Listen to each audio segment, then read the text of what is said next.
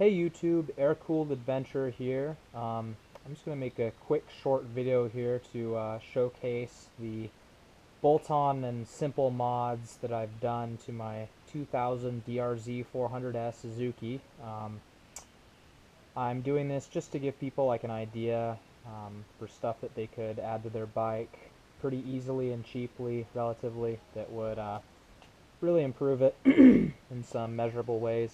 Um, Alright, well, to start out here, I have a Thumper manual cam chain tensioner, or MCCT, especially for earlier model year ones, like this one's a 2000, so a first year, but really for any DRZ, this is something that I think most people would recommend.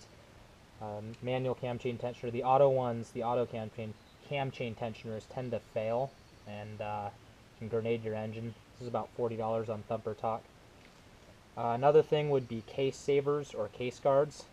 I bought these off Thumper as well. I don't remember how much they were, maybe $20 or less. But the DRZ comes stock with magnesium cases, which are really, really susceptible to breakage in that they're very brittle. I actually have a billet aluminum case, clutch cover here. It was about $100 online. It's billet anodized aluminum. It's very tough, and it's because I actually cracked the old one. So that's something that I did. So that's another idea for you. These are really important mods in my opinion. Another thing, if you're riding off-road, which I mostly am, is this is a Thumper skid plate. As far as I know, new. This was like $90, which is cheaper than Moose, Duval, MSR, and pretty much any other brand of skid plate for the DRZ out there. So I actually really recommend it. It's done very well so far, and I've put some pretty sizable gashes in it. I have these, I believe they're on Amazon. They're for like an RM250. These are about $14, these foot pegs. They're pretty garbage, but they do offer more surface area than the stock foot pegs. They're not sharp at all, but you can solve that with a file. Again, $14 shipped to Amazon.com. I like these. They're pretty good. Something else that's maybe not a must, but something that I really like that I've run basically since I bought the bike over a year ago are these Unibiker radiator guards. They come in just under $100. You can get them on a variety of sites, but what I really like about them, aside from other radiator guards, is that unlike other radiator guards which are classified as guards, these are technically braces, and they have these aluminum dowels running through the back of the radiator guard, or brace, excuse me, that reinforce the brace so that when you lay the bike down, it won't crush the radiator. So it's not just frontal impact, but it's side impact as well. I'm not saying other brands won't do it well, but this does it very well, because I crash a lot, and those radiators are extremely straight. As far as lighting on the DRZ400S stock, it comes with a halogen lamp. I think all the bulbs are halogen, but the main headlight is a 60/55 watt halogen unit, which is really dim for how many watts it is. So I've upgraded to a $15 Amazon no-name 40 watt LED unit with high and low beam, and with the high beam, I'll show when I turn the bike on, but this Nightlight $15 for 2 free shipping unit off Amazon. It's a flood beam, and it does a really good job. I like it.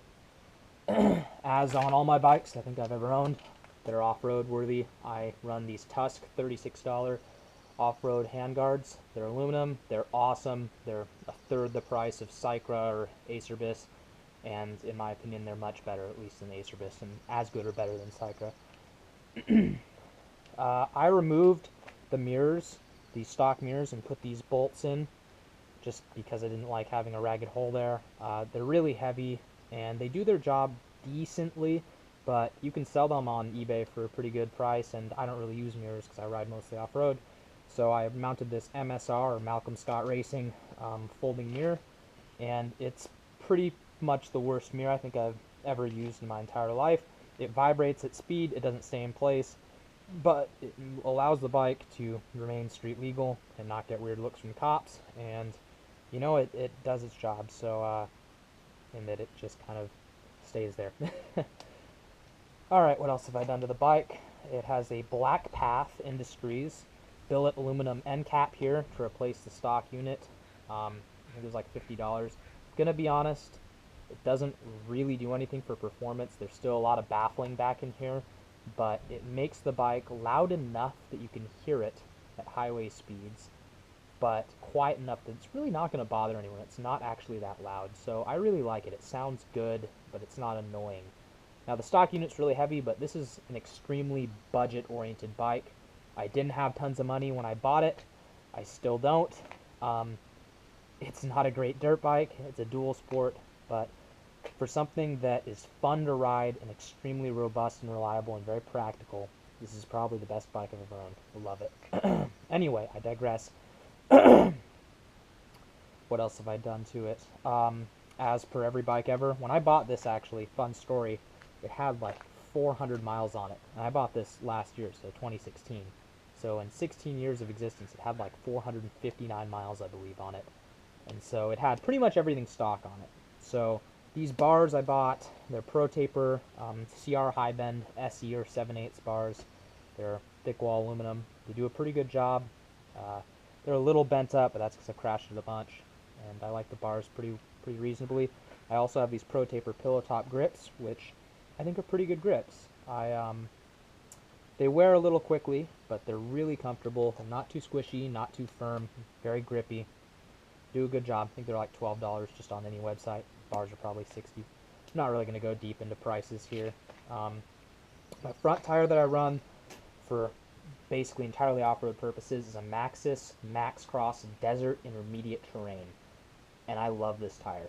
Full disclosure, I don't like to be a fanboy of certain stuff, but Maxxis makes some good stuff, and this tire has probably seen, I mean, hundreds, maybe nearing 1,000 miles off-road, and it looks, I mean, you can tell it's worn, but it's not bad at all. It's a very good front tire. Works in just about all different conditions.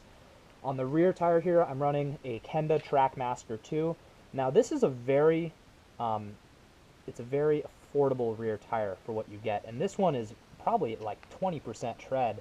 It's seen better days in DRZ's rear tires, but that being said, one heck of a DOT-approved knobby, and I think it was like $50 on most sites, so great tire. I actually recommend both a lot. Now, the Kenda is not going to do great for wear, but I have yet to find a tire with the DRZ that does that great with wear compared to my XR and my CRFs and stuff like that, which aren't mine anymore. This is just my only bike, but I digress again. I've done, and I'm not going to go deep into this, but I've done the RTV fix on the impeller donut, ceramic donut thing on the water pump. You can look into this on tons of forums and stuff, but mine was leaking. Pretty much everyone ever leaks. It hadn't gotten past the second seal, but it had gotten past the water seal. It had not gotten into the oil seal. So there's a little weep hole here. It was weeping coolant. It wasn't too hard. You pull off the side case, you know, basically just rebuild the water pump and modify one of the parts with room temperature vulcanizing paste. Yeah. So I think I've covered just about everything on this bike. I'll go ahead and start it up, although I've put out some other videos with it, demonstrate the lights and whatnot. Overall, I think the DRZ is a great bike if you don't expect unreasonable things from it. If you don't expect it to be like this fast, light, you know, like just like ultra performance oriented bike. Now, if you expect it to be a dual sport that you can take on just about any dirt trail, really anything dirt that you could, a performance-y bike, but a little slower, and it's reliable, and something fun, stock, street legal in most cases, or easy to street legalize if you have an E or a K model. It's a great bike. You'll really love it. I'll start it up now. This will be a cold start. This thing's pretty warm-blooded, though. Half choke. Oh.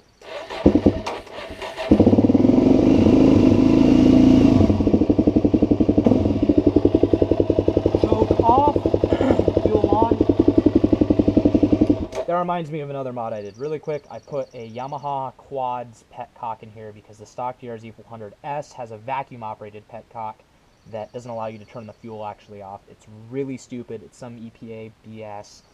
I just bought one of these for like 20 bucks and threw it in there with some new seals. Works great. And now I can turn the fuel off if I want to take the tank off. Anyway, choke is off.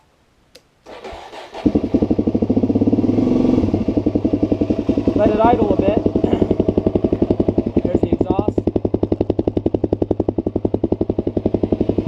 Loud on camera, it's really not that loud.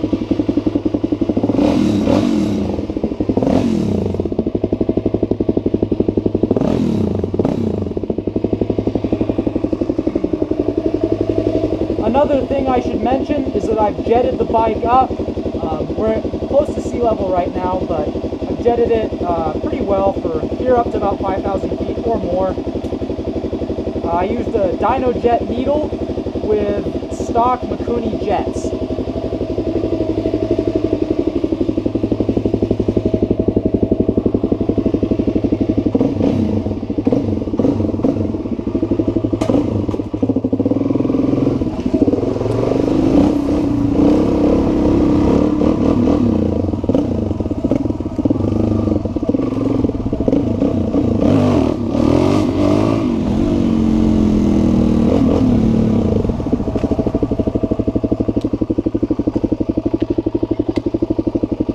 Now you can see the lighting. This is low beam, high beam. So you can see another one comes on here too, and this comes on with high beam.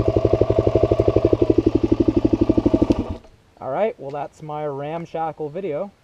And Air Cool ADV signing off. And hopefully more videos to come.